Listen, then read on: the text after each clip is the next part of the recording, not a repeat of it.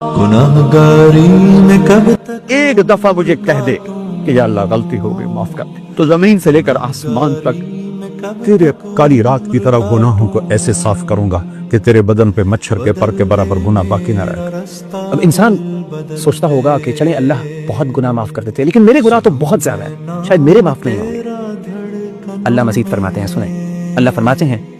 ए आदम की औलाद, ए आदम के बेटे, अगर तेरे गुनाह आसमानों की बुलंदियों तक पहुंचे, इतने गुनाहों के बावजूद भी तुम मेरे पास आए और मेरे पास आके मुझसे तौबा करे, इस्तिग़फ़ार करे, अपने गुनाहों के बाद अपने गुनाहों पर शर्मिंदा होते हुए तुम मुझसे माफी मांग ले,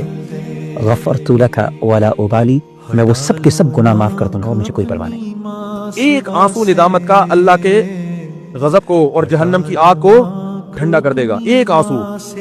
क्योंकि अभी हमने अपनी आंखों से वो चीज देखी नहीं है, गैब है, और जब देख ली तो कुरान कह रहा है कि सारी दुनिया की दौलत दे के भी अजाब से बचना चाहोगे तो अजाब नहीं टल सकता। शैतान ने रब करीम की बारगाह में ये कहा था कि ऐ मालिक मुझे तेरी इज्जत की कसम, जब अल्लाह ने उसे कहा ना कि तू निकल जा, तू